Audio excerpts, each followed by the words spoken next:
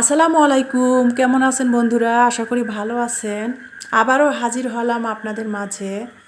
আজ আজ 3 দিন যাবৎ মানে সারা বাংলাদেশে কম বেশি বৃষ্টি হচ্ছে, বিশেষ করে উত্তরবঙ্গে আজ 3 দিন যাবৎ মুষলধারায় বৃষ্টি হচ্ছে। তো বৃষ্টি হচ্ছে ঘর মানে 2 মিনিট 1 মিনিট পর পর বৃষ্টি আসতেছে, 2 মিনিট 1 মিনিট পর পর বৃষ্টি হচ্ছে।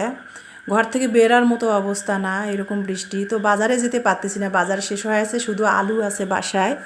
তো সেই জন্য বললাম, রান্নাঘরের জানলা দিয়ে 2 দিন ধরে দেখতেছি বাড়িওয়ালা ভাইদের বাগানে, এই যে বাগানে অনেকগুলো শাক হয়েছে। আর এই বাগানটা আমার রান্নাঘরের পিছন পাশে জানালা দিয়ে দেখা যায়। অনেকগুলো কুমড়া শাক হয়েছে, আর এই শাকগুলো কেউ লাগায় নেই, এমনিতেই শাকগুলো হয়েছে। তো ভাবলাম যে বাজারে যাব, বৃষ্টি প্রচুর, আর মহিলা মানুষ বাজারে গেলে, ইলমার বাবাও বাসায় নেই, মহিলা মানুষ বোরখা পরে বাজারে গেলে বৃষ্টিতে ভিজে একবারে কেদা মেদা অবস্থা হয়ে যায়। তো ভাবলাম কি রান্না করব। তো সেই জন্য রান্নাঘরের পিছনে জানলা দিয়ে 2 দিন ধরে দেখছি বাগানে কি সুন্দর শাক হয়েছে। ভাবলাম যে আজকে বৃষ্টিতে ভিজে ভিজে একটু যে শাকগুলা বিল্ডিংয়ের শেডের নিচ দিয়ে এক সাইড দিয়ে যেয়ে বাগান থেকে শাকগুলো আমি ছাতা মাথায় দিয়ে যে তুলে নিয়ে আসলাম। আর দেখতেই পাচ্ছেন কী পরিমাণ মুষলধারায় বৃষ্টি হচ্ছে, সেটাই আর কি আপনাদের একটু ক্যামেরাতে ভিডিও করে দেখানোর চেষ্টা করেছি। দেখতেই পাচ্ছেন এত পরিমাণ বৃষ্টি হচ্ছে যে থামার কোনো ইয়ে নাই, মানে নাই। তো বৃষ্টি হচ্ছিল, আমি সেটাই আপনাদের ভিডিও করে দেখালাম। আর শাকগুলো আমি কেটে নিচ্ছি। ভাবলাম যে ফ্রিজের মধ্যে শুটকি আছে, কাচকি মাছের শুটকি আছে, আলু দিয়ে শাক দিয়ে শুটকি দিয়ে চচ্চড়ি করব। আজকে দুপুরে এটাই করব, যেহেতু বৃষ্টি হচ্ছে। যদি বৃষ্টি থামে তবে আমি বাজারে যাব, তবে আজকে হবে না। আজকে তো 12টা বেজে গেছে। দেখি কালকে যদি বৃষ্টি থামে তাহলে বাজারে যাব, কাঁচা বাজারে। আর দোকানেও যাওয়া যাচ্ছে না, এত পরিমাণ বৃষ্টি হচ্ছে। তো বাগান থেকে শাকগুলো তুলে এনে আমি কেটে বেছে নিলাম। আর আমি অপর সাইডে সকালবেলা নাস্তা খাওয়া হয়েছে, কাপ পিরিচ চা খাওয়া হয়েছে, কাপ পিরিচ সিঙের মধ্যে রান্নাঘরে জমে আছে, সেগুলোও ধোয়া হয় নাই। তো রান্না যেহেতু করবো, রান্নাঘরে যেহেতু প্লেট বাটি জমিয়ে আছে সিঙের মধ্যে, সেগুলো দেখতে কেমন দেখা যাচ্ছে, সেগুলো আগে আমি ধুয়ে গুছিয়ে নিব, তারপরে রান্না শুরু করব। আর শাকগুলো অলরেডি আমি কেটে বেছে নিয়ে নিয়েছি। তো এখন আমি সিঙের মধ্যে প্লেট বাটিগুলো সব সকালে নাস্তা খাওয়ার প্লেট বাটিগুলো ধুয়ে নিয়েছি, দেখতেই পাচ্ছেন সব ধুয়ে নিচ্ছে। আর এত পরিমাণ বৃষ্টি হচ্ছে যে কি বলবো। তো প্লেট বাটিগুলো কাপ ফ্রিজগুলো সব ধুয়ে নিলাম, নিয়ে এখন আমি ওই যে কাচকি মাছের শুটকি ফ্রিজ থেকে বের করলাম। আর এটা হলো ফ্রিজ থেকে একটু কাঁঠালের রস ছিল, সিজনের সময় যে কাঁঠাল আমি খেয়েছি, পিঠা বানিয়েছিলাম, আর কিছুটা রস সংরক্ষণ করে রেখে দিয়েছিলাম একটা প্লাস্টিকের বক্সে করে, সেটাও বের করলাম। যে এরকম দিন রাত মুষলধারায় বৃষ্টি হচ্ছে, আর এরকম বৃষ্টি বাদলের দিন ভাজা পোড়া খেতে কিন্তু ভালোই লাগে। তো একটু কাঁঠালের রস ছিল, সেটাও বের করে রাখলাম। 12টা বাজে, তো বের করলাম 4টার দিকে। 4টা বাজতে বাজতে বিকালের নাস্তা মেয়েদের 2 মেয়েকে বানিয়ে দেবো কাঁঠালের বড়া, ততক্ষণ বরফটা ছাড়িয়ে যাবে। এই জন্য আমি বের করে এখন রাখলাম। এখন বাজে 12টা। আর এখানে হাঁসের মাংস মা রান্না করে পাঠিয়ে দিয়েছিল। 2 দিন ধরে ইলমা আর আমি খাচ্ছি। ইমানি হাঁসের মাংস খায় না, আর ওর বাবাও বাসায় নাই। 2 দিন ধরে খাচ্ছিলাম। আর একটুখানি আছে, এটা গরম করে নিলাম যদি কারেন্ট যায়, এই জন্য কারেন্টের কাজগুলো গুছাই নিচ্ছি। আর কি ফ্রিজ থেকে বের করে নিলাম হাঁসের মাংসটা নিয়ে, সেটাও গরম করে নিলাম, ইলমা খাইলে খাবেনি। আর এখানে শাকটা আমি মিষ্টি কুমড়ার শাকটা ধুয়ে নিয়েছি, ডাঁটা আর আলুটা আলাদা করে কেটে বেছে ধুয়ে নিয়েছি, আর শাকটা আলাদা করে নিয়েছি ধুয়ে। তারপরে শুটকিটা ভেজে ভালো করে ধুয়ে নিয়েছি। শুটকিটা একটু আমি ভেজে নিয়েছি হালকা করে, নিয়ে ভালো করে ধুয়ে নিয়েছি। তারপরে এখানে মরিচ বাটা দিয়েছি, কাঁচা মরিচ শেষ হয়ে গেছে, ফ্রিজে অনেকগুলো কাঁচা মরিচ বেটে সংরক্ষণ করে রেখে দিয়েছি। আজকে ভাবলাম যে কাঁচা মরিচ আর কেটে দিব না, কাঁচা মরিচ যেহেতু নাই, কাঁচামরিচ ফ্রিজে বেটে রাখছি, সেটাই আজকে শাকের মধ্যে দিব। তো কাঁচামরিচ বাটা নিয়েছি, রসুন বাটা নিয়েছি, পেঁয়াজ কুচাই নিয়েছি, আর এখানে হলুদ দিয়েছি, জিরা ধনিয়ার গুঁড়া দিয়েছি, দিয়ে শুটকিটা ভালো করে আমি মেখে নিচ্ছি, দেখতেই পাচ্ছেন। আর এটা কাচকি মাছের শুটকি, ছোটো শুটকি তো বেশি মাখবো না, মাখিলে হাতের সাহায্যে ভর্তা হয়ে যাবে। তো মশলাগুলো সব দিয়ে শুটকিটা একটু মেখে চেখে নিলাম হালকাভাবে, নিয়ে এখন শাকের ডাঁটা আর আলুটা দিয়ে দিলাম। দিয়ে এখন আবার সবগুলা ভালো করে হাতের সাহায্যে মেখে নিব, সব মশলাগুলা যেন শাকের ডাঁটা আলুতে ঢুকে যায়। দেখতে পাচ্ছেন সুন্দর করে মেখে নিছি। আর সরিষার তেল দিয়ে এভাবে তরকারি রান্না করলে মেখে চুকে এত সুন্দর একটা ঘেরান আসে, খুবই সুন্দর একটা মানে কাঁচা সরিষার যে একটা ঘেরান, সেইটা বের হয়েছে তরকারিটা থেকে। আমি মাখাচ্ছি আর ঝাঁঝালো একটা ঘেরান বের হয়েছে। তো সব কিছু ডাটা আলু শুটকি সব কিছু মশলা দিয়ে মেখে নিলাম। এখন মেখে চেখে এখন শাকগুলো উপরে দিয়ে দিব। যেহেতু শাক থেকে পানি বের হবে, শাকগুলো উপরে দিয়ে দিলাম। দিয়ে তারপরে এখন একটু সামান্য পরিমাণ 1 কাপ পরিমাণ পানি দিয়ে দিব, যেহেতু শাক থেকে পানি বের হবে। আর এগুলো শাক সিদ্ধ হইতে বেশি সময় লাগে না। দিয়ে দিলাম চুলায় বসিয়ে, দিয়ে চুলাটা জ্বালিয়ে দিলাম। দিয়ে আমি অন্যদিকের কাজগুলো গুছিয়ে নিব, ততক্ষণ শাকটা হোক। ঢাকনা দিয়ে দিলাম, দেখতেই পাচ্ছেন আপনারা। তো শাকটা হয়ে গেছে, শাকটা একটা বলক আসা মাত্র শাকটা হয়ে গেছে। এত সুন্দর ঝরঝরে হয়েছে, যে বললাম এই শাকটা হতে বেশি সময় লাগে না। শাকটা হয়ে গেছে কত সুন্দর। আমি আলুগুলো টিপি টিপি দেখতেছিলাম সিদ্ধ হয়েছে কিনা। তো আলুগুলোও পারফেক্ট সিদ্ধ হয়েছে, শাকটাও সিদ্ধ হয়ে গেছে।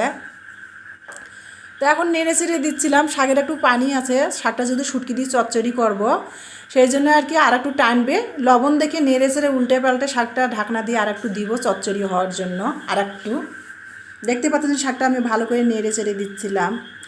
আর হাঁসের মাংসটা গরম করলাম। ইমানি হাঁসের মাংস খায় না, ও হাঁসের মাংস, কবিতরের মাংস, ছাগলের মাংস এগুলো খায় না।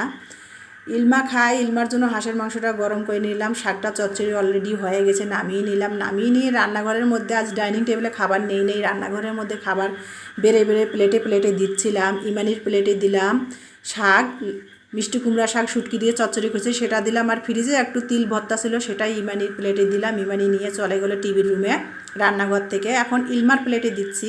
ইলমা যেহেতু হাঁসের মাংস খাবে, ওকে একটু পরিমাণ মতো শাক দিলাম আর হাঁসের মাংস তুলে দিচ্ছি। ইলমাকে বলছে আজকে 2 মা মেয়ে হাঁসের মাংসটা খেয়ে শেষ করে ফেলবো। জাল দিতে দিতে এটার অবস্থা শেষ হয়ে যাচ্ছে। আর তরকারি প্রতিদিন জাল দিলে তরকারির ফ্লেভারটাও নষ্ট হয়ে যায়। ইলমাকে বলছি খেয়ে শেষ করতে হবে আজকে হাঁসের মাংস। তো ইলমার প্লেটে হাঁসের মাংসটা তুলে দিলাম আর কি, দিয়ে ইলমা টিভির রুমে নিয়ে গেল। তো খাওয়া দাওয়া শেষ দুপুরের। এখন বিকাল বাজে 4টা। এখন রান্নাঘরে আসলাম। রান্নাঘরে এসে দেখি কাঁঠালের রসটা যে রান্না করার সময় 12টার সময় আমি বের করে রেখে দিয়েছিলাম, তো কাঁঠালের রসটা বরফ ছাড়িয়ে গেছে। এখন আমি স্টিলের বাটিতে, যে বাটিটাতে আমি বড়া বানাবো সেই বাটিটাতে কাঁঠালের রসটা আমি ঢেলে নিলাম। নিয়ে এক চামচের সাহায্যে ছানা ছানা হয়ে গেছিলো, সেগুলো আমি দলা দলা হয়েছিল, সেগুলো চামচের সাহায্যে দলাগুলো আমি ভেঙে নিলাম। যেহেতু ফ্রিজে ছিল, ডিপ ফ্রিজে দলা দলা ভাব একটু হয়েছিল, সেগুলো আমি ভালো করে আর কি হাতের সাহায্যে নেড়ে নিলাম। তারপরে আখের গুড় ছিল, বাসার মধ্যে আখের গুড় ছিল, এই জন্য আর চিনি দিলাম না, আখের গুড়টা অ্যাড করলাম কাঁঠালের বড়াতে।